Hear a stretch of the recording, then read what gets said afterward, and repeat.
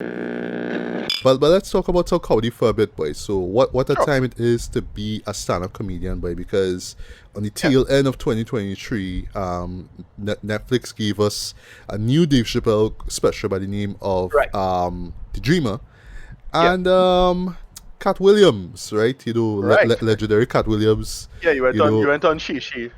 yeah, and did this 2 hour and 45 minute interview. I'll talk about that in a bit, right? I'll And make the joke. I make the joke that wasn't Katt Williams. That was a pimp named Silkback. that's what Like. everybody's saying, wait. That Yeah. that was Yeah. literally him channeling a pimp named Yeah. Slipback, but the only thing he didn't Yeah. do was just slap the host, right? So it Yeah. is what it is.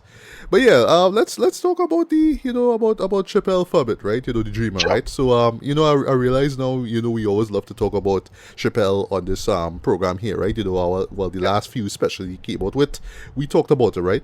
So in this case here, with the Dreamer now, this was him going back to the Lincoln Theatre in Washington D.C. Because the last time he was there was for, in my opinion, one of if not his best Yeah. shows ever. That would be Killing Them Softly, right? Yeah. That was for me. I don't know if it's the same with you, Ricardo. I was introduced to a true Chappelle show. I didn't even know. Okay, so I'll Right. No, confess, right? I was familiar with it from just watching it on HBO. I All had right, HBO.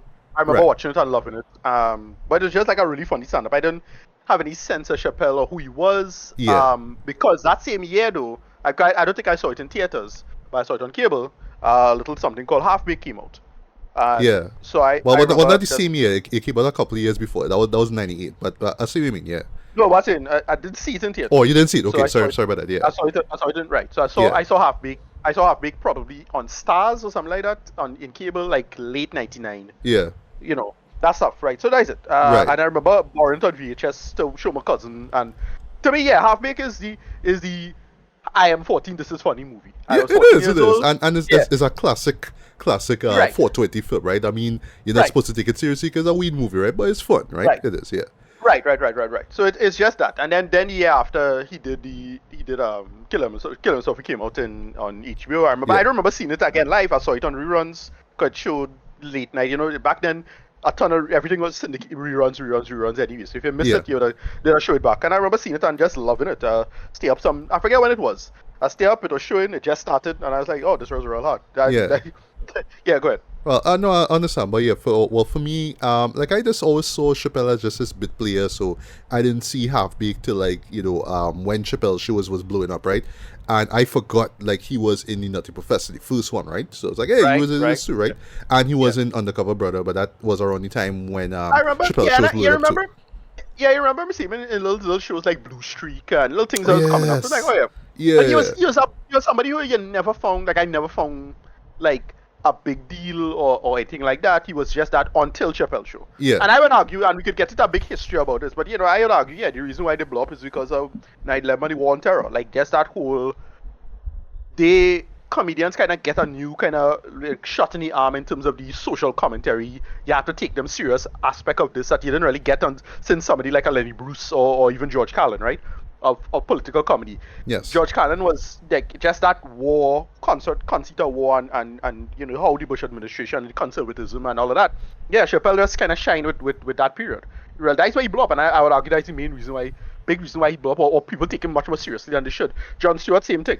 yes, agreed, Jon yeah, Stewart, Jon Stewart was just a side bit, like the Daily Show was just a side joke bit until George W. Bush happened and then 9/11 happened. And he, for a lot of people, that was like, it ended up becoming this for lack of a better term, a kind of oasis now, for a lot of liberals especially. yeah, And Chappelle did this as well in the similar fashion.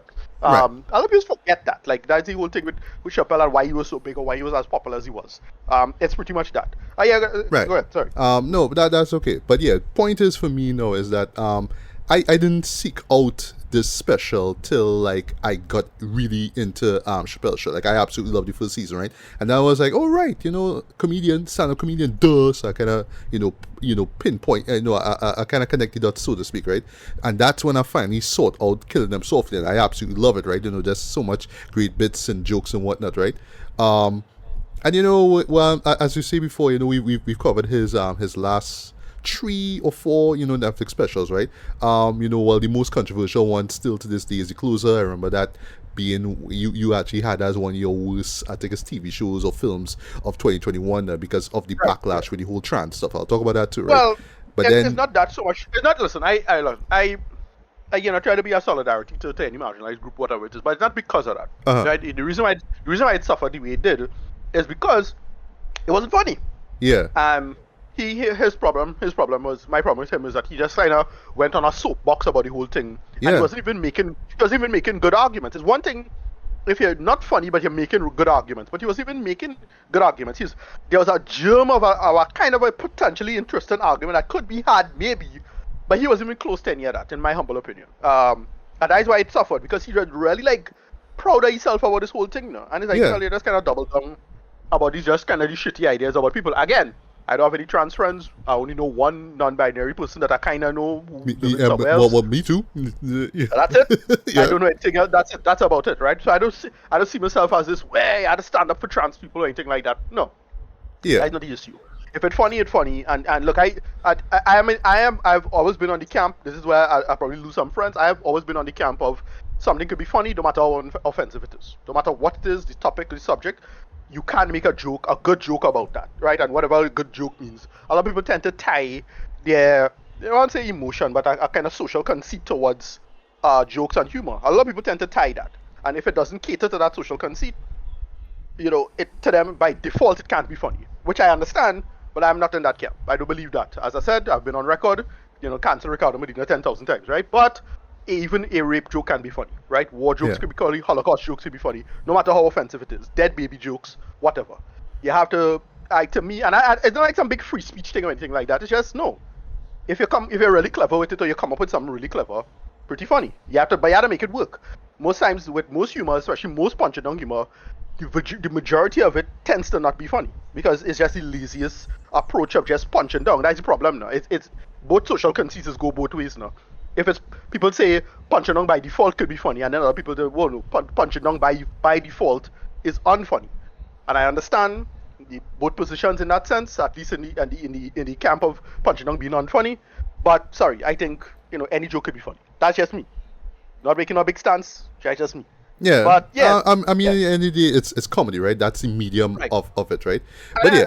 As I said, Chappelle is somebody who when you really think about it in retrospect, you probably should have never taken as seriously as he should. He just got in the right place and the right time as a comedian with his career, and it worked. But yeah, look, if 9/11 didn't happen, we would have been watching Half Make 5 on DVD or whatever it is, right? Like he wouldn't have been the guy he was in terms of like, wait, look at this serious cultural figure. Not really. Like he's one of these guys like that now. But whatever. Yeah. It's, as I say, circumstances make not really you. So that's how it is. Yeah, go Right. ahead. Yeah. Well, all right. So after that, no, there was that one special. I forgot the name of it, right? Where he was at his alma mater, and he was just basically talking about, how people should like look at the closer itself. That special as Right. art. Like what he did was art. Right. I should respect it as it is. And for me, I was like, all right, I understand where you're coming from. It's kind of a But, yeah. weird premise to have a whole that's the special problem. about, but Yeah, that's the problem. I get that it. he- Okay. Yeah. I was like, all right. And in your he- old school too, okay. You know Yeah, what I he mean? tried So adapting I it. was neither here nor there about it. I was like, all right, I get it. Okay, I understand what you're trying to say. It's art, right? I mean, we could that's what we could say about any film, right? But that Right. I think I mentioned this in my review of it, right? Just because let's just say somebody makes some kind of like exploitation film or some kind of snuff film, right? And some people actually are entertained by it despite its graphic content, right? Am I now who I'm turned off by it, who I'm sickened by it, right? Am I supposed to say, well, it's art, so that means I should respect it for it being art, right? Or should I just say, well, it's snuff, it's terrible, I don't want this in my life, I know I would respect it for it to exist. Like that's about it. You get to that point, because again, nobody trying to censor Chappelle or anything like that. That's my problem with his take on this now. He was acting as if he's Lenny Bruce or something on this issue. I'm like, no, dude, you're like already a multi-millionaire. The whole thing about him, and he tried to like frame himself as this big with his tragic artist on the whole city, and it's like, yeah, that's not true. On top of that, the one core emotional conceit of the closer was about the Daphne, the trans person who apparently committed suicide. Yeah, all of that, like most of the story is bullshit. Like, so it's like, well, yeah, it hard for me to like get behind him on any of that now, because like even if I some real shitty person, I hate trans people or something like that, yeah, kind of not really business, like one way or the other. So he not really bringing anything to the table conceit wise though. That is my problem. It wasn't funny, and he wasn't bringing anything to the table conceit-wise in terms of like a good, actually interesting opinion or position or anything like that. And I listen. I'm a straight black man. I am very sympathetic to his attitude about the whole thing because where I think he's coming from, and again, it's not the not I don't think it's particularly justified at all. But I kind of get emotionally where he's coming from in the sense of, look at these white people with a newfangled, what do you call it, outreach mechanism to undermine black people in some way. That's how it comes across. At least how it comes across. What he's trying to make the case for. Because he's always trying to frame it as a white issue or something like that. It's like, yeah, even that's not particularly accurate. Again, that's why the closer suffered so badly for me. Because it's like, yeah, you didn't do nothing there. And he tried to like grandstand his way through it. And it had a bunch of people who don't even like him anyway, all of a sudden they're on his side because of this. So it's like, well, you just make it a dumb political thing for no reason. Whatever. As for this, let's talk about this now. Yes, let's, right? So yeah, as I said before, he's back at the Lincoln Center here, literally Lincoln Theater, literally the first time since Killing Them Softly, right? So that's like literally, that's about 23 years, right? Basically, right? And alright, so as the title itself is The Dreamer, right? And it's a very, very solid team, right? But kind of unexpected for a guy like him, right? But seeing that this is the literally second time he's performed at that place in 23 years, it kind of makes sense, right? Because basically what the premise is, or at least the overarching theme of all of this is that he's a powerful dreamer, right? He held on to this dream of being a stand-up comedian since he was 14 years old, and now he's 50, and he's living his dream, right? I like how he brings it up in the end as well too, where he tells a story about one of his first stand-up shows and how it didn't play out well. I don't want to spoil what happens there, right?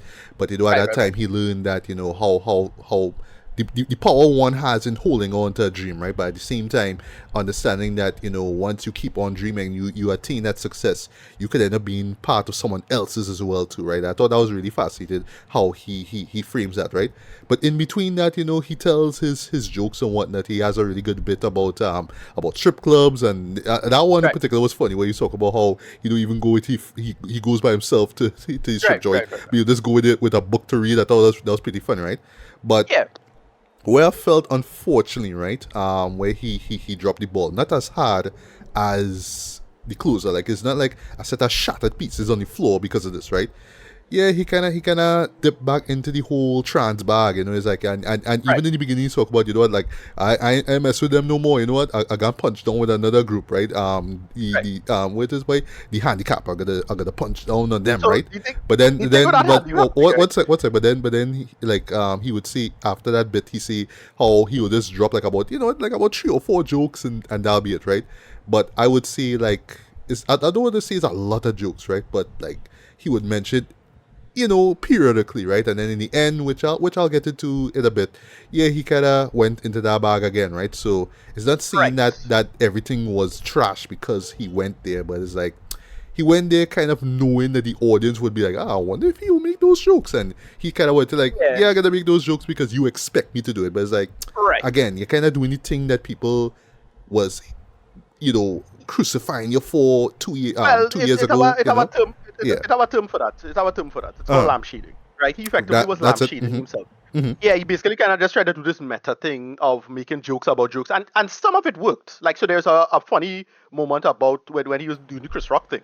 Yes. Chris Rock when he posted that, and then he made the joke about him being a trans man and everybody booing him.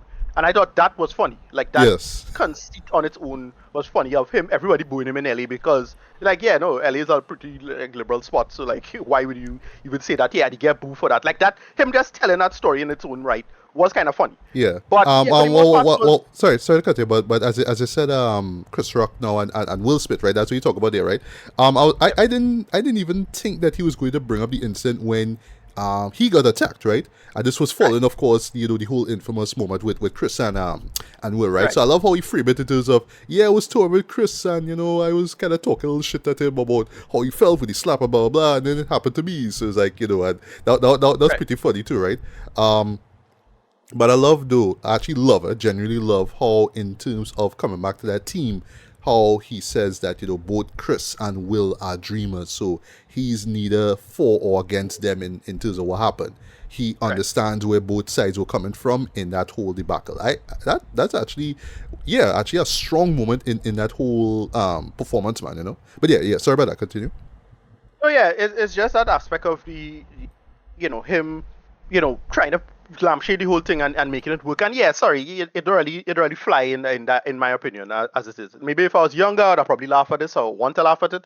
But he had like okay jokes in this. Again, this is better than the closer, much better in my opinion. But it's still the same. Sorry to say it, but some of the same bullshit over and over of him trying to think like he had a whole thing about Jim Carrey and like you're still doing the trans thing. Sorry.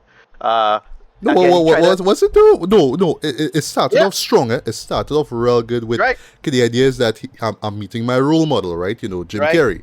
And it's true, one of my favorite comedians, the late great Norm Macdonald. I love that. I love the setup and how well it lead up to, but where it ends, he dropped a trans joke. Is like what? Right. Okay, I think he says that's how I feel about trans people. He ends it like that. Yeah.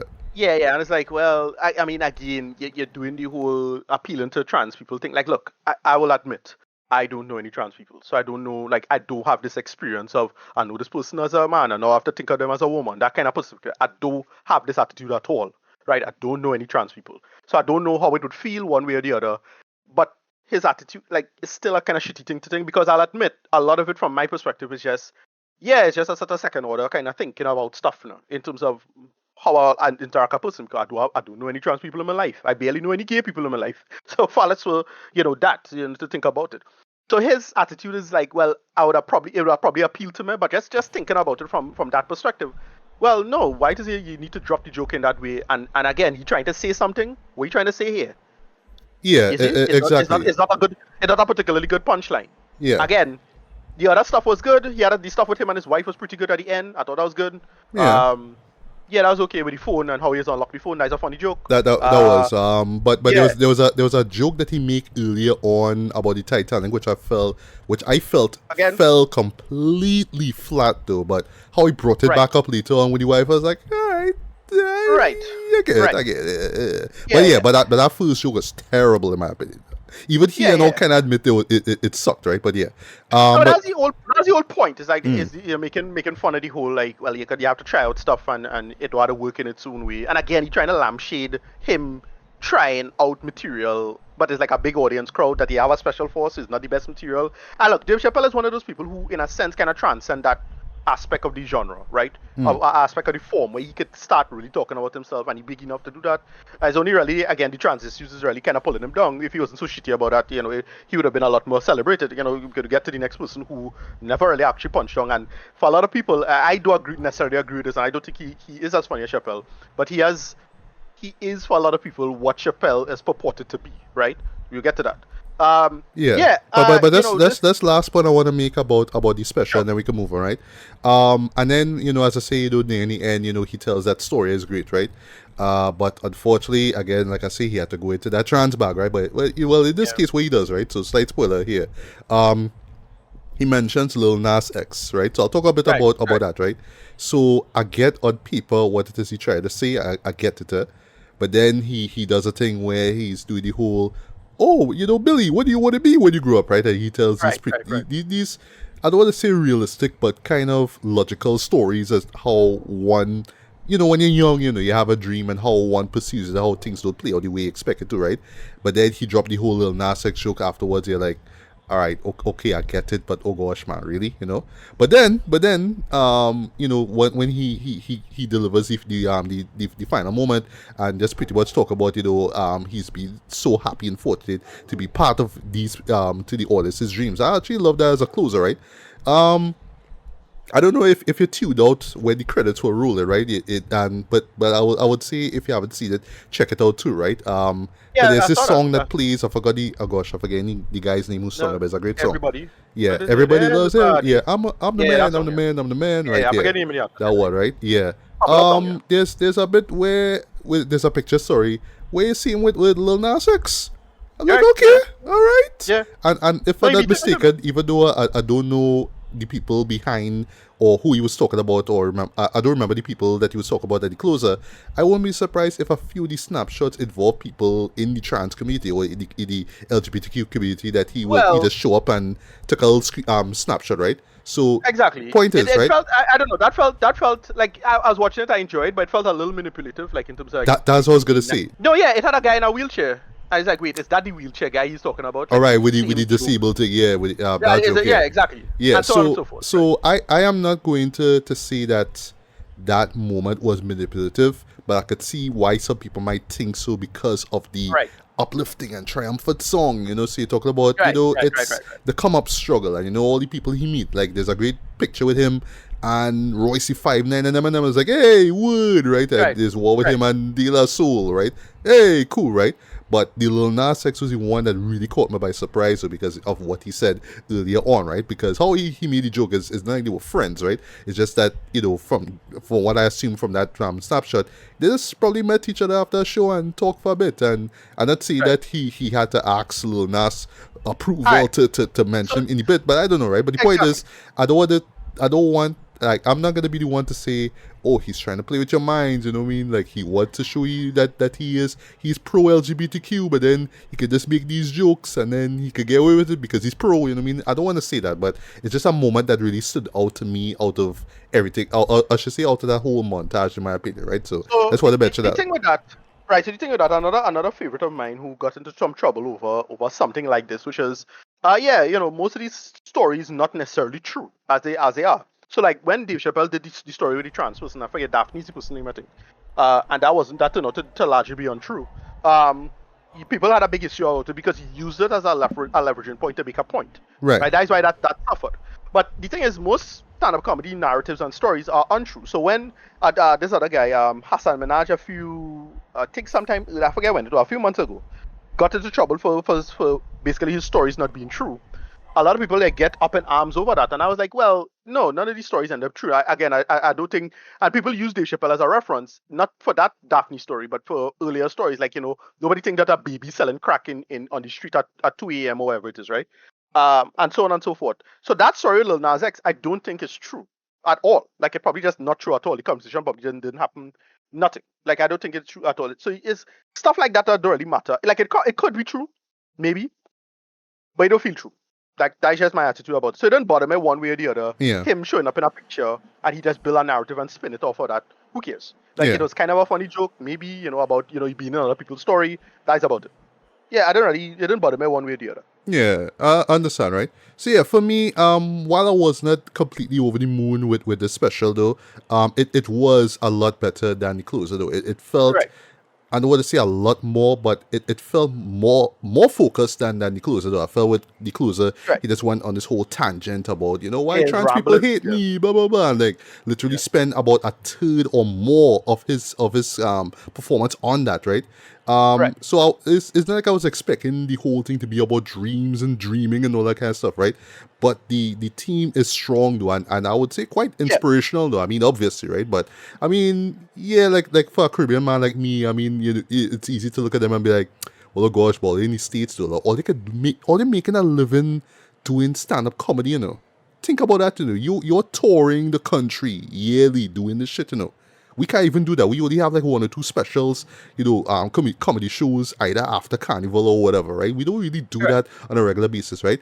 But I do understand where he's coming from, and I do feel where that passion that he has for his craft now. Because look at it's basically decades that he's been doing this, right? And I would say that he has become one of the greatest in my opinion, right? Despite his controversial takes on certain issues, right? So yeah, this to me overall felt like a return to form. It felt a little bit more focused. It doesn't overstay its welcome. It's like just barely an hour long, but it hits the points. You get your laughs. Some jokes kind of fall flat, like that whole Titanic joke again was terrible. But I guess that's the point of it. And I did not while I could say, oh gosh, but why you had to go in your bag and pull out the whole trans joke thing. At the same time, I know that he was self-aware enough to say, yeah, everybody who's going to tune into it going to watch it say, I wonder if you're going to say something.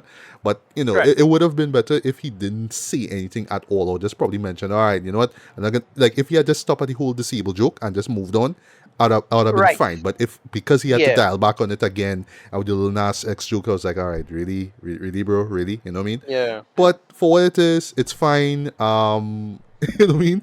I checked it out all year's day, or should I say all year's evening, and I thought it was fine, man. Yeah. You know, harmless, right? For what it is. I don't, well, I guess maybe the reason why people are not talking about it is because two things. One, because of what we're going to talk about next, and secondly, Right. because, you know, it kind of just is what it is. It didn't, you know, ruffle too much feathers, so I guess that's fine at the end of the day, right? So, if I could rate it for me, like 3.5 out of 5, man. It's worth checking out, Right. right? But I would say you don't have to rush out to see it. You know what I mean? Even though it's on Netflix.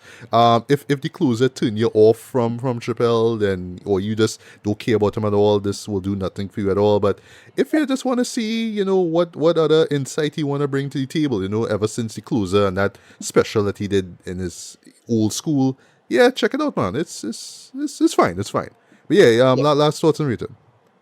Yeah, about a 6 out of 10, maybe, close to a 7, maybe. I mean, it does okay stuff. I really felt that he could have just look. He's one of those guys that because he's so big that he can kind of get away with like this kind of bullshit, except for the like offensive anti-trans stuff. But he could just kind of get away with just kind of rigging it and rigging, and it just felt kind of low effort on his part. It really felt like one of those experimental stuff that he would do on a bar somewhere.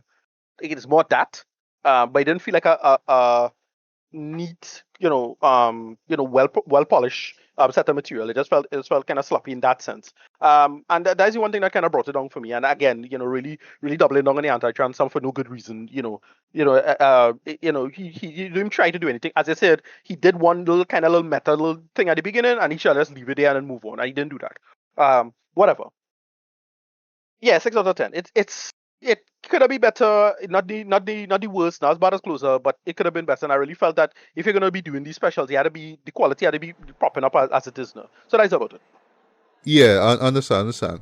That's just last point before we move on. I'm wondering if in a way it's supposed to be kind of like more on a sentimental kind of thing, like like literally, man, this is one of the, this is the place that shaped me into who I am today. You know what I mean? So Right. it's but I understand, but at the same time, given the level of quality we expect from him by now, yeah, he could have given us more, man.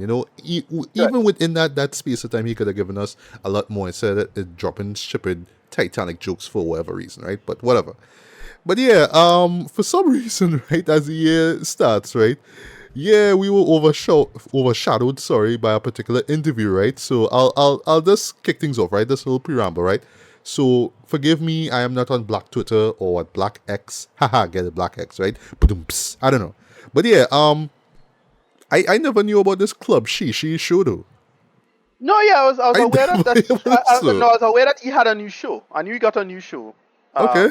I never watched it, but I knew he had a new show. Yeah. He left Shannon Sharp. He recently left where he was on before, Sports Center, I want to say. It's slipped my mind where he was before. Right. The sports thing. I know he left, and I know he started something new. So it's just him chilling out, and so I don't know, but I had no idea how popular the show was as a podcast or whatever it is. No clue. Yeah. But this made me fully aware of what the nature of the show is. Like, all yeah, right. yeah. Like dog, like just I would say this, right? So like about 5-10 minutes in, I was like, all right, I need to subscribe to this channel, right? But yeah, for the past few days, right, since this thing dropped on January the 3rd, right? And while I'm speaking here right now, this shit is still, taking up, taking up a lot of views now. I mean, a lot of people are still tuning into this, right? Yeah, he interviewed the legendary Katt Williams, right? So Right. initially for me, right, I was like, all right, should I really watch this though? Because I was looking at the runtime, and I have no problem with like podcasts of this nature running for like close to 3 hours. I mean, Drink Champs, look at that, right? But I was like, all right, I know. Forgive me for this, Ricardo. I know people will just zero in on certain moments of it and not care about everything else, right? So me being the guy that I am, the completionist that I am, I decided to watch the entire thing, right? All 2 hours and 46 minutes of it, right? I only reach halfway, but that's fine. But I get the gist of it already. I saw the bits where he takes shots at Kevin Hart and Ricky Smiley. I didn't expect the Ricky Smiley stuff and him to go so hard on him though. Fights and love and stuff like that, right? But at the same time, I was like, all right, should I really dive into it though? But then a friend of mine, tagged me on something that he said, and also a gif where they were comparing Katt to the legendary character they play on the Boondocks, a pimp named Right. Slickback. I was like, oh shit, Right. all right, this is something, right? But then she Well, also that this last point, she also tagged me on an IG video that or reel or whatever, right? That my boy Ice Cube put out, right? right. And that's when I started. I was like, all right, maybe I should really give this thing a watch, right? Because he is in a sense defending Katt, right? Even though he say what he say about Ricky Smiley, who was in Friday After Next, who played the Ghetto Santa, and Right. well, not so much Terry Crews, even though Terry Crews was in Friday After Next too, but also Faison Love, who was in the first Friday, right? Who played Big Worm, Right. right? But the way Yeah. how Face on love. I want to say. yeah, Faison, right? Whatever. Yeah, who played Big Worm, Whatever. right? Yeah, but the way Yeah. how Ice was framing it is almost like, all right, I know a lot of people zeroing on this a lot, and they thinking that they probably talking shit about Ice Cube and them, but he's like, no, the man pretty much ain't out. He dirty laundry, seeing what he had to say. Right. He revealing a lot of things about the stand-up comedy industry, which I didn't even know about, right? And Right. how, like, from what I saw from it so far, it's almost like, you know what, I am just telling you the truth, man. Everything you need to know, man. And comedians copying other people's jokes and all that kind of stuff, right? But Right. he that's more or less coming off and saying, look, don't bring me into it. But he's saying it in a real subtle way, yeah? Like, all right, I just cool with it. The man saying what he had to say, whatever.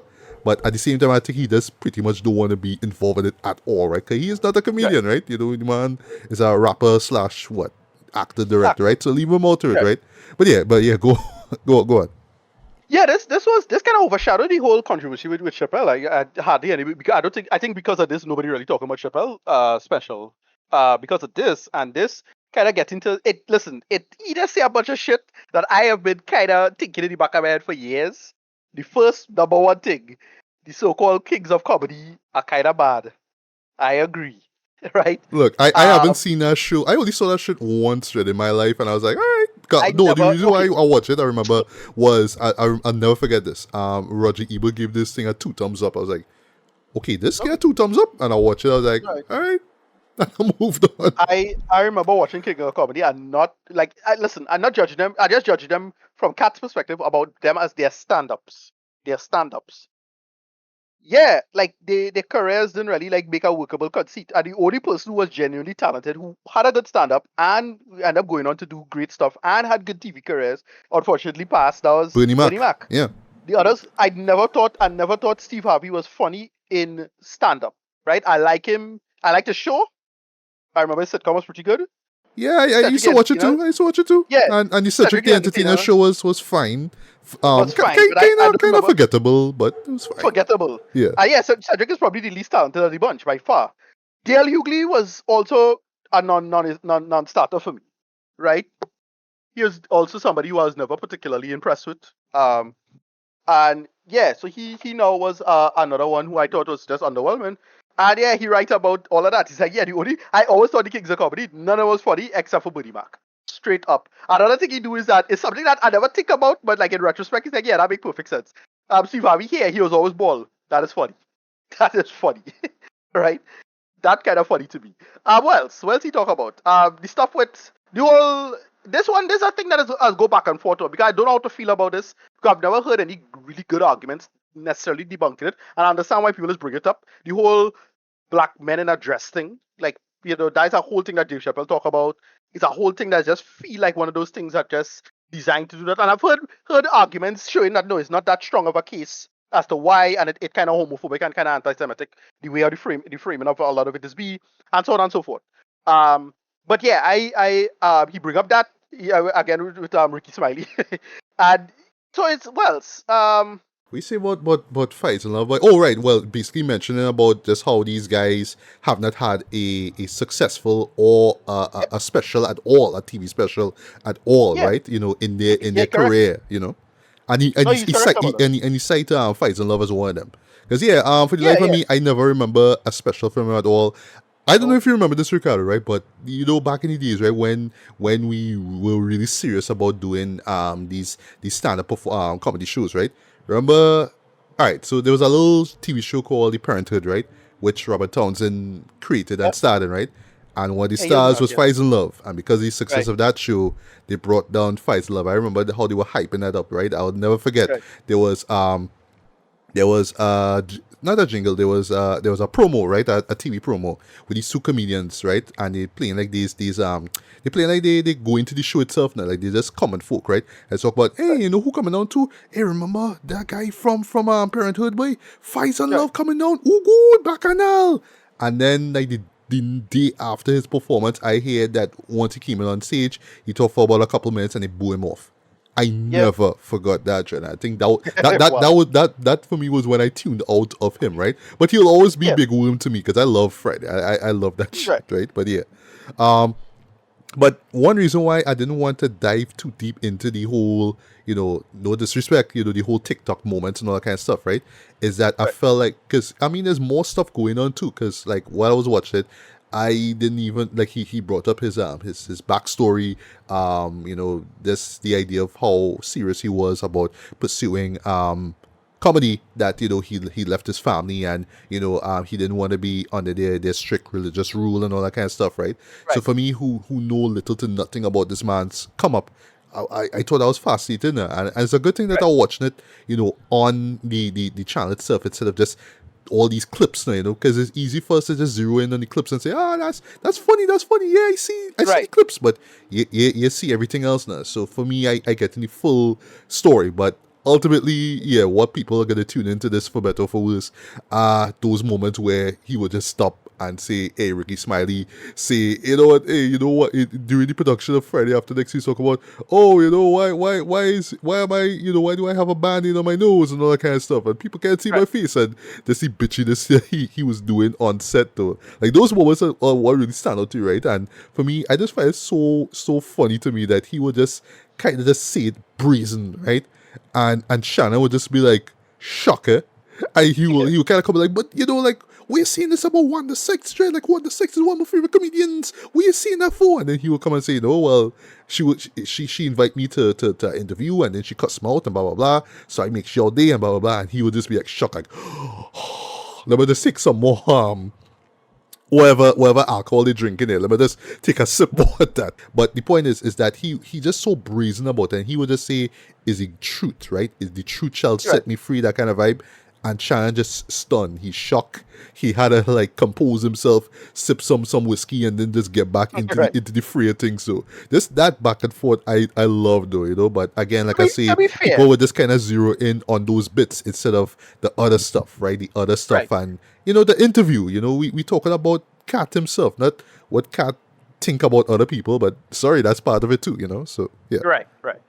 To be fair, I'll say that he didn't he's not the most reliable like narrator in certain senses, right? To a certain extent. So because he keeps saying, I'll tell you a joke, but I'll always tell you the truth, that kind of attitude. But that's probably not entirely the case, to be fair. But to me, the stuff about like careers and his opinion about careers is like, yeah, I kind of understand where you're coming from with that. Like, yeah, a lot of these guys who they're funny because they're black now. Like a lot, like Face on Love, like sorry to say it, he just have a funny face. But he don't seem to have any like workable comedy talent. Same thing with Cedric Entertainer. I mean, there's real shitty insults, just like body stuff and them kind of thing. But like, yeah, like the reason why Face on Love is popular because he fast and he black. Yeah, yeah. Like, And just to touch quickly on Faisal, right? So no disrespect to the man, right? But just because he had funny lines in Friday, yeah, I that's didn't it. come out of Friday say, okay, he's like one of the funniest guys ever. It's like, no, the man Exactly. just had funny lines. He Right, just had funny exactly. moments. But I would like think he's one of the greatest comedians or black comedians of all time Yeah. because of that one movie. No, I think I would say Bernie Mac, who was in that film, by the way. Yeah, definitely. he had moments, and he actually Yeah. show a lot of charisma. Like, hey, what I mean? Like when Yeah. he was doing the whole what we call whatever it is, we call that a scene. You know what I mean? Like what he bring Right. with the whole preacher character he played. That was funny. You know what I mean? So Right, exactly. yeah, No, but I think where Cat going with the material is to show that how it's less about it's more your marketing yourself and it's a kind of conceit towards fraud in your whole history of yourself now. Is that bullshit, right? Like whatever, cat. Like, who cares? Like, I had him like knocking all of these like comedians who just have light skin wives, but they just a weird looking face, but light skin wife. All of them are the same thing. Again, kind of funny, but it's a good point. That's true. Like, it's Yeah. little things like that. But Yeah. it's nothing. He not saying I think particularly deep or anything like that. It's just grinded, just jabs. Yeah. He just Yeah. busting chops, and that funny to me. All the way how he busting chops, and it's Yeah. not like. He's one of those guys who has always catered to like he's always speak truth to power in that sense. Like it's like yeah, top people who kind of full of shit. Like Steve Harvey was let's tell this narrative. Oh, he's so poor and he's so thing and when he was coming Yeah, up. I knew that. He was sleeping in the car for 3 years. Yeah, and Trying to that build a kind of stuff. career. Not I true. heard that story too. Right, we hear that story enough times. Not entirely true, Steve Harvey. Sorry to say it. Yeah. Stuff like that. Yeah. Whatever. It don't bother me. It don't bother me one way or the other because people like those kind of narratives as it is. But the Exactly. way just like hear Cat tear them thing dog, funny to me. Like, It is right. Just couple more things, right? I thought it was really funny though. Shout out to, I think it's Hip Hop DX who put more into it, right? Yeah, apparently he says something. A cat says something about Trick Daddy, and Trick went up on IG Live and say some shit too, like fuck you, man, blah blah blah. I thought like Trick Daddy, like when the last time we heard music from I him? laughed a hot minute. I know he does appear on hip hop shows, right? Like BT Hip Hop Awards and whatnot for performances, but literally, when's the last time you really heard him put out a song, right? Just saying. But I thought it was real funny that he came up and said something too. Apparently, Ludacris says something too, like I think he pulled Right, a I saw freestyle, but I Ludacris haven't stuff, seen that right. as yet. But I wanna watch the rest of this video out, and I would say. Yeah, check it out, man. If you have the time, I mean, it's a podcast, like this one here. So you can always pause it, get back to it, right? And that's what I'm doing, But I want to get the full scope of it, and then I could be like, all right, oh, okay, yeah, I'll, this bit and that bit and that. I want the full context of everything, right? And it's going really, really good, though. I must say. So, yeah. Long story short, I'm gonna be checking up on this Club Shay Shay podcast, man, and I don't know, like I just wish I wish that we could reach that level one day, maybe we just had to bring like a 6 star or whatever, like a full case of stag or whatever, and just bring in the interviewee and talk shit for like 3 hours. I don't know, right? But it's just amazing that when you have these guests who show up and just see some unexpected shit, that's when they draw traffic to that show. So case in point, Kanye West, Drink Champs. Right. I mean, Right. a lot of people tune into Drink Champs. They say, "Hey, what this man say?" And like his narcissism though fascinates me, right? It's real insidiousness, right? But it just fascinates me, right? And I get something of the same thing with Katt Williams. Like this, his ballsiness in seeing what he calls the truth though is fascinating to me, man. So this is something that I know for sure I'm gonna be going back to. Like, wow, but I like Katt, wait, wow. And I'll close this. I think thanks to this. You have many situations. No, but you have many situations of just actually taking down people who should be taken down. Like it's how that story about is a radio announcer who kind of messed up somebody and was kind of shitty about the whole thing. And yeah, he was like he just kind of destroyed this woman's career because of that. Because she was like really terrible because she used to edit stuff poorly and make people look bad and that kind of thing. Right? It's same kind of like he just kind of go after these shitty people in a certain way. The same thing would do like Wendy Williams, another one kind of piece of trash when you check it up. Them kind of things. To me that funny when he and he's like the best person at doing that, in my humble opinion. Yeah. So it's that. And I'll close this, right? I think out of this though, more people, right, especially Gen Zers, right, because they're gonna share anything that they, I imagine they probably share any shit out of these clips, with him taking shots at Kevin Hart and them, right? Right. Yeah, I think more people will, be reminded of, or at least check out Katt Williams' work, you know what I mean, and really admire him for, the master comedian that he is, man. So yeah, drawing traffic to his art too. So I love that. That's great, man. Yeah. That's the thing, because I thought he was really at a low point. Do you remember when I think a 14-year-old kid like choke him out? Look up that. Oh, I don't know about that though. I'll look it up. I forget what happened, but basically like this, he like tried to slap a child, something like that, and then like the boy had to be like the boy was real young. And the boy just grabbed Katt Williams and just effectively put him in a sleeper hole and knock him out, Dread. Like, goddamn. Like, yeah, look up that. He's trying to, like, teach him a lesson or some nonsense. No? Oh, it was filmed. Like oh. Yeah, it was filmed. Like, you could find it. You could find okay.